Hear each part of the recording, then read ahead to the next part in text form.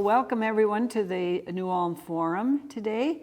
I'm Ruth Ann Webster, League of Women Voters. We're very glad that you're watching this important topic. Our topic today is a campaign, a local campaign called Tobacco 21, which I understand is an effort to change the legal age to purchase tobacco from 18 to 21. It's a local effort, and so we have local guests, and I'll ask my local guests to introduce themselves to you and to say how they're involved in this. Let's start with you, Les. Okay. My name is Les Schultz, and I'm a New Ulm City Councilor. I've been on the council now for 11 years, and glad to be part of this panel. Okay. And I'm Dr. Darren Collins. I'm a physician in internal medicine and pediatrics at the New Ulm Medical Center. I've been in practice here for about 5 years, did my training at the University of Minnesota, and I also have a master's degree in public health from the University of Minnesota. And this is an area that is near and dear to my heart as a physician, and looking forward to speaking with you both. Okay, thank you. Now, I was given some information. There's some written information that we might talk about a little bit later about where people could get that.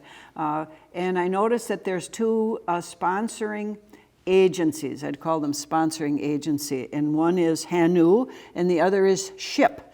And so would someone explain, Les, I know you're on the board of HANU. Why don't you talk about that? Yes, the Heart of New Ulm has been around for quite a few years now. There's a number of professionals that are on that board, and we meet monthly and looking at a large variety of different topics, and this happens to be one of the larger topics that we're addressing at this point.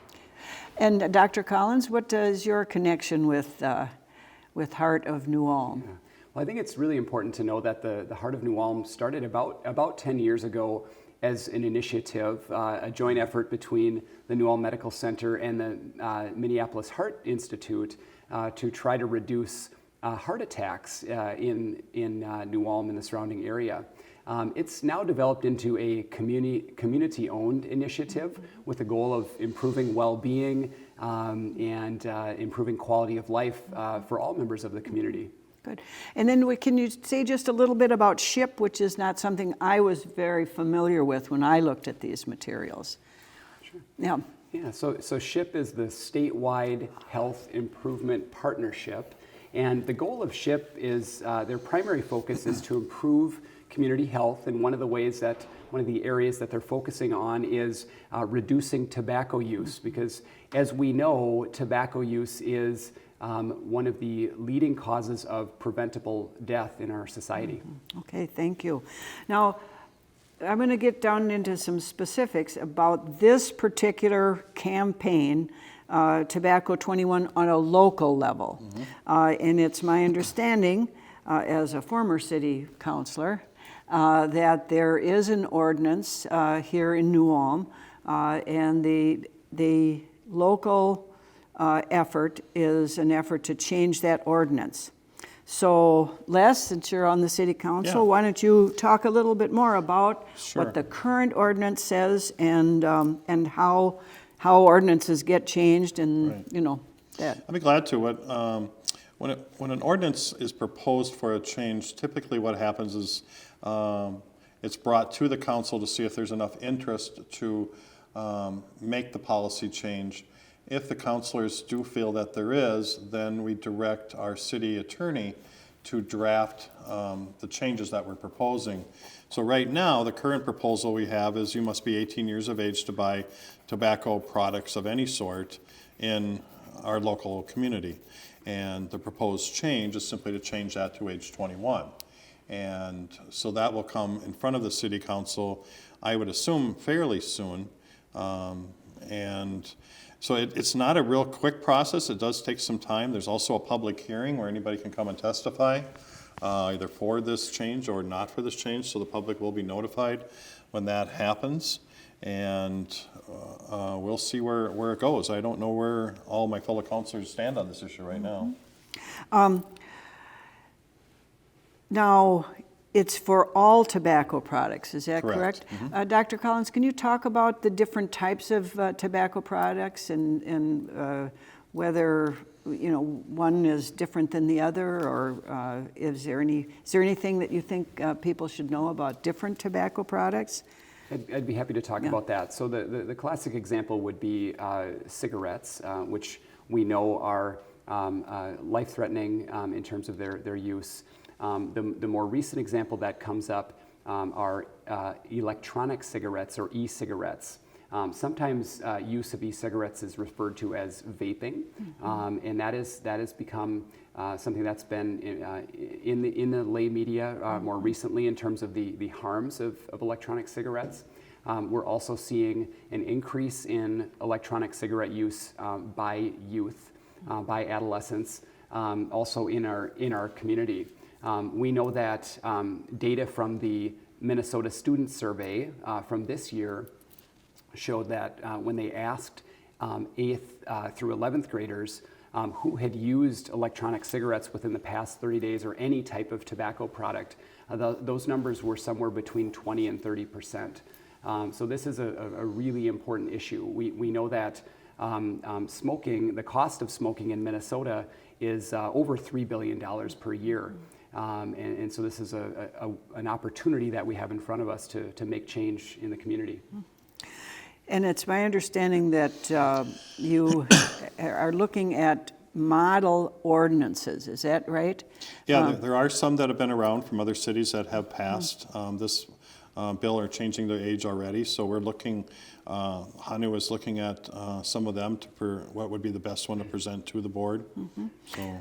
And those ordinances would include all tobacco products, including vaping and e-cigarettes and that sort of thing that Dr. Collins was talking about. Is that right? Right. And isn't that an amazing number when you really think about it? That 31, I read the same article that you did, 31%, just about 1 out of 3 kids have tried a tobacco product of some sort, well, in the 11th grade. That's such a huge number and a very concerning number. Very concerning. It is concerning to me as a pediatrician and also as a parent. I think it is important to know as we look at other examples of other communities and trying to work along the same lines. We know that in Minnesota alone, 53 cities and counties have already adopted a similar policy. So when we think about adolescents, and I talk to adolescents on a regular basis, we think a lot about peer pressure. And I think that we can use some positive peer pressure in this community to help adopt a policy to make some really important change in the community. Getting back to these studies, is this a recent change? You said 1 out of 3 students have tried or used Not tobacco. Not quite, but 31%, 31 is what. Is that a change? We are definitely seeing an increase in use of electronic cigarettes among adolescents, which is particularly concerning. We know that electronic cigarettes are essentially a nicotine delivery device. And electronic cigarettes are sleek and subtle in their design. Some even resemble a USB flash drive. And so these are examples of products that adolescents are using and essentially can hide their use in some ways. However, we know that their use is very damaging to health. Is there a particular difference between young people using tobacco products and older people? Is there something about the adolescent body or the adolescent brain that is of more concern to you, Doctor? Yeah, I think that's a great question. We know that most smokers, roughly 95% of smokers started smoking before the age of 21. And that is a concern.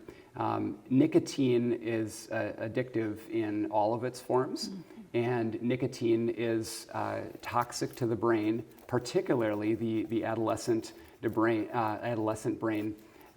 Adolescents, their prefrontal cortex is not fully developed until early adulthood, and we know that nicotine can actually damage the brain in such a way that at the level of the synapse, which is where the nerve cells communicate with each other, This is important because damage to the brain early on can certainly impact risk for addiction down the road, addiction to other chemicals, and also increased risk for mental illness. And I think we have to address the manufacturers of these products, because what are they doing? They're advertising flavors like bubble gum and just candy flavored, and so they're targeting these kids for addictions, and they're hoping they become addicted to them as lifelong customers, and it's very scary and very unhealthy for our children. I'm going to switch to just a little bit different, because as a League of Women Voter member, I follow legislation pretty carefully.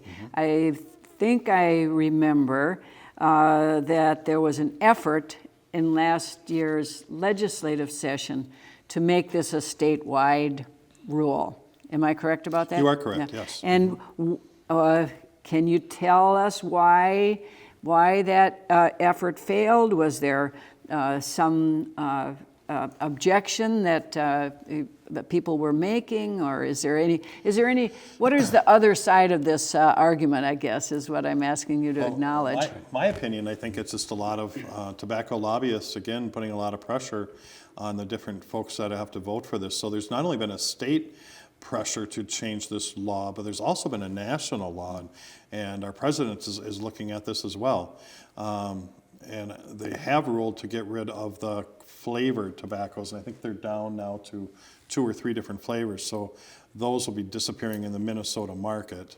But it's a lot of pressure, and it's a lot of money for companies, and so we have to keep the pressure up and keep the pressure on. And I think eventually, after enough cities pass this, that it'll just pass statewide and hopefully nationwide as well. Is there any, you brought up cities, let's talk about that now. Yeah. What familiarity do you have with other cities that have changed their ordinance? Have you been talking to them? Do you know if there's any issues that they're having? I have talked to a few cities. St. Peter passed it, I believe, 2 years ago. And according to the one city councilor that I spoke with, it hasn't been an issue at all. They haven't had much of any complaints. There's always the complaint that they'll lose a lot of sales, and I'm finding that just didn't turn out to be true. And it's such a small market anyway, it's like 2% of a normal grocery store or gas station sales, that it's really not a huge number that affects whether or not they're going to survive in a store or not if they don't sell cigarettes to 18 to 21-year-olds. So I do know that it passed in North Mankato as well. They were one of the first ones in our area to support it, and so I think they helped lead the charge on this change. Mm-hmm. I think it's also important to point out that there's broad support for this. So when we look at national data, 75% of adults feel strongly that it is important to raise the minimum sales age from 18 to 21. Studies have even looked at surveying smokers, and 70% of smokers feel that it is important to raise the minimum sales age from 18 to 21. Okay. This is a question that we talked a little bit before we went on air about this. What does a society or a government say to 18-year-olds, 19-year-olds, 20-year-olds who have been purchasing this product legally and perhaps have become addicted to it? What's the answer there? Mm-hmm. So I'd be happy to comment on that. So I as a pediatrician and as an internist, I have the good fortune to take care of children, adolescents, and young adults. And so these are concepts and challenges that I work with people on a daily basis. And addiction is a big part of that. And what I would like people to know is that we're here to help as a medical community. So as a physician at the New Ulm Medical Center, that's our role. That's our job, is to help people overcome addiction. And we know that these products are not safe to use, regardless of age. And so we certainly have opportunities to help young people get through that process. So I would encourage young people who are interested in quitting smoking to reach out to the New Ulm Medical Center, to their physician, and we have wonderful opportunities at the medical center to help with that. Have we covered most of the things that we want? Have we hit all our little buttons, all the things that we need to say? Because I think and you covered it really well too, is changing this effort from 18 to 21 will not only prevent a lot of kids and young adults from starting smoking, but the health problems that you talked about down the road affect all of us as consumers. And so I just think that this is, and that's why I do support this effort. And when it does come in front of me, I will be voting yes in support of this, that we do change it to 21. I just think that there's so many positives, and I can't think of negatives to keep it at age 18 any longer. So. Thank you. Well, as a League of Women voter, one of our major goals is that citizens become informed, that they know what's going on, especially in the city level. And so I'm going to ask each of you where, anyone who's listening to this program, where this person might be able to reach out and get more information. Yeah. I would really encourage people that are interested in learning more to reach out to the New Ulm Medical Center, where we practice as physicians, and would be very glad to help folks. I'd also encourage folks to reach out to the Brown County Public Health Department if they have further questions about how you can go about further supporting this initiative, which, as a pediatrician and as a parent, I am very strongly supportive of, and I really appreciate the opportunity to be here today. Okay. And we started with how does an ordinance change? Yes. And one of the things you noticed is that you noted was that if there is interest in the city for making a change. So if people are interested in the city making this ordinance change, 18 to 21, how would a citizen go about that? Yeah, there's a couple different things that folks can do. And one is to contact the city councilors and voice your opinion and let them know how you feel one way or the other. And we do take those calls. We do get calls on topics all the time. That's just part of our job. People email us. Our contact information is available on the city website, so people can find us pretty quickly, or call us if they want to do that. Also, we'll have an open meeting about this issue at some point, and that'll get publicity, so that'll be out in the paper when that will happen down the road. And come and support this cause, and let's get this passed in our city. Thank you. Thank you very much. I think this has been a very interesting topic. I have learned something. Thank you, audience, YouTube watchers, anybody out there for paying attention. Thank you, Councilor Schultz. Thank you. Thank you, Dr. Collins. Appreciate it very much. Thank you. Cut. Good 20 minutes. That right went on the dot.